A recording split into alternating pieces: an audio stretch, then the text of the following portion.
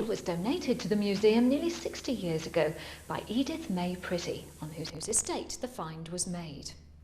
But perhaps visitors aren't told the most intriguing and mysterious part of the story.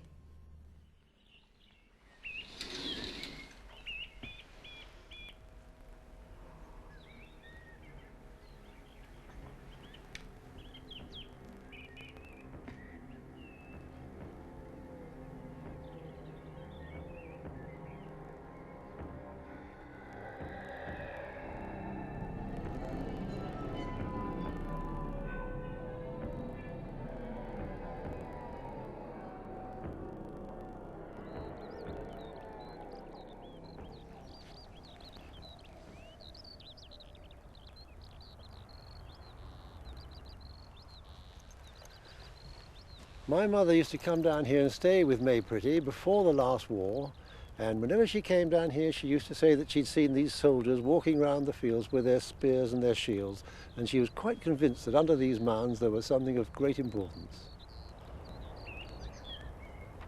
Len's mother, Dorothy Cox, was often a visitor to this house, Sutton Hoo, which was owned by May Pretty. It overlooks the River Deben in Suffolk.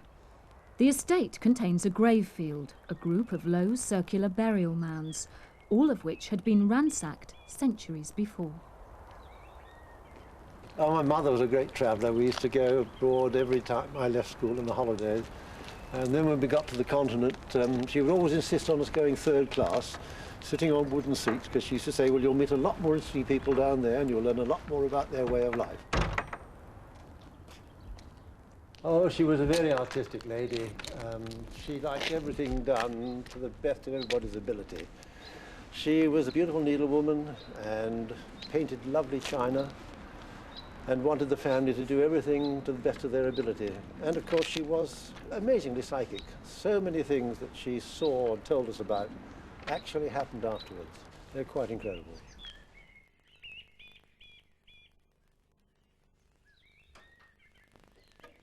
My mother and May Pretty were friends for many, many years, and I think it might probably went back to almost school days.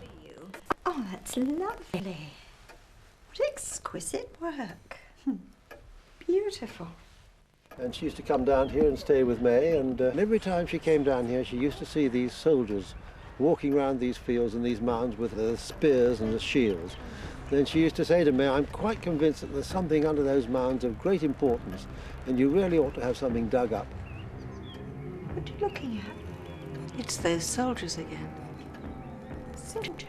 The ones I told you about. Well, May's reaction was, oh, Dorothy, you've been dreaming again, as usual, a lot of rubbish. But, oh, Mother kept on about it. Time and again she used to come back and say, no, I've seen them again, May. You've got to get somebody out there and dig that mound up. No, I feel sure it's this mound, Mr. Brown. May Pretty asked local archaeologist Basil Brown to investigate the mounds. Yes, I think this is the spot. This has got the right... She asked him to start on the mound where Dorothy had seen the soldiers, but he explained that it looked like it had already been raided. Throughout that summer of 1938, Basil and 2 estate workers excavated 3 mounds, but found they had all been robbed.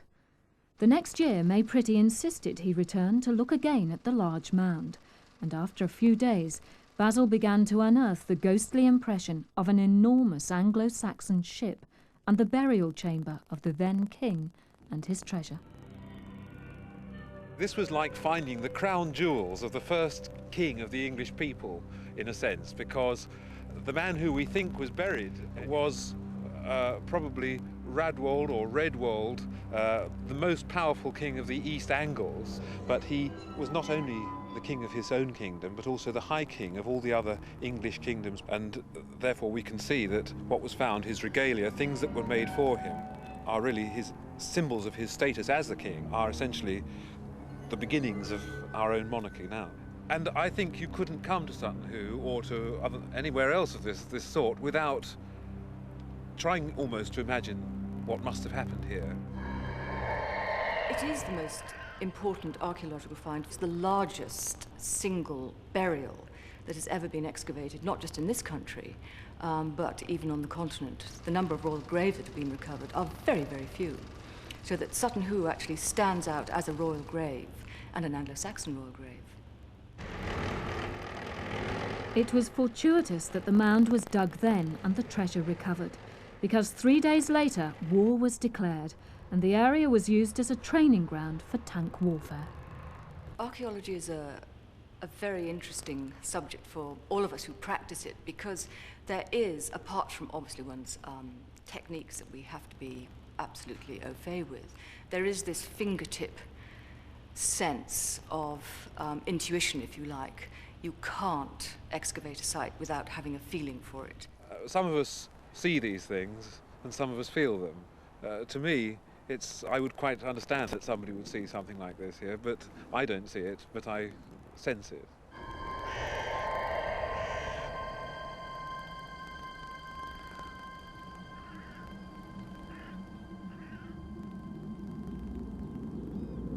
I believe it 100%, because she wasn't the sort of person to kid you at all.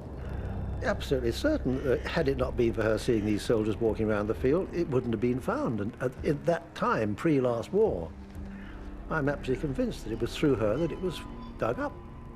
There it is in the British Museum for all to see.